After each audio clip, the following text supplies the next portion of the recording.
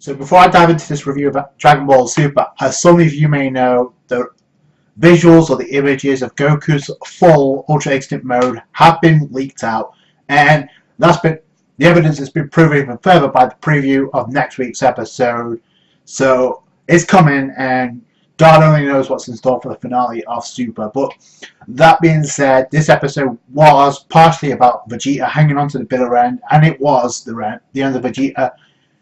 As a character standpoint, this was a great episode for Vegeta, but other than that, this was just simple target practice for Jiren. I mean, he was just teeing off on not only Vegeta, but also Goku for most of this episode. So Vegeta just hanging on, punch after punch. He got a swallow. The thing about it is, where the hell is Frieza in all this? Because I get the feeling they haven't acknowledged Frieza's dropout, so he's still in the tournament of power. So what role is he going to play? And with Goku getting his new mode, is this going to lead to Universe 7 actually winning and Frieza trying to pull some shady stuff? And that's where Goku gets rid of Frieza once and for all. Because remember what his wish is. His wish is to rule above the gods and the Omni King. So he's not going to allow Goku to wish everybody back with the Dragon Balls. So unless this ends in a tie, because there's only 2 minutes to go, that is going to be most interesting to see how the finale plays itself out. But other than that, great episode for Vegeta, for a character. And what motivates him even further is thinking about his speech back with Kaba to fulfill his promise of wishing him back with the Super Dragon Balls to keep his family safe. He's thinking about Bulma, Trunks, and Buller throughout this entire episode, which keeps him going.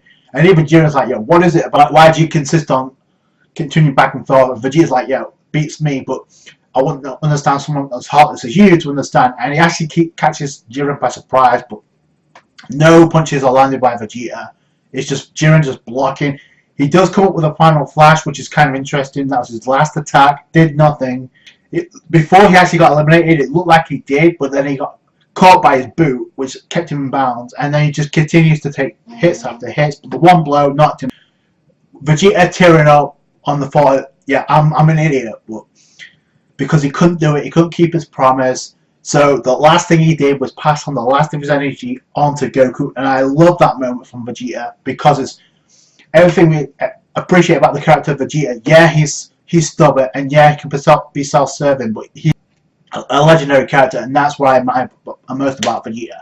So he passes his last of his energy to Goku, and it's like, yeah, I got it, I got you, we're gonna survive this. But boy, he powers up to Super Saiyan Blue. He tries to put up a fight against Jiren, but no, it doesn't last long. He gets punched into the ground. He gets blown back into base. It's not enough energy. And this, once again, becomes target practice for Jiren. Goku's holding on. He's literally to the edge of the platform or the arena. And that's where Jiren fires up his aura punch, and he's like, yo, this is over. So, and I forgot to mention, before Vegeta actually gets eliminated, Jiren does actually say, I acknowledge your pride, but it's over. So that's the same thing here. So that's kind of cool. But like Goku, at the last split second, is about thinking about everybody, including Frieza, which I thought was kind of odd. But be that as it may, everybody passes my hopes onto Goku. And Jiren asks Goku, why did I place your trust on you? It's meaningless. And Goku's like, you really think so? So, and then he dodges the blow.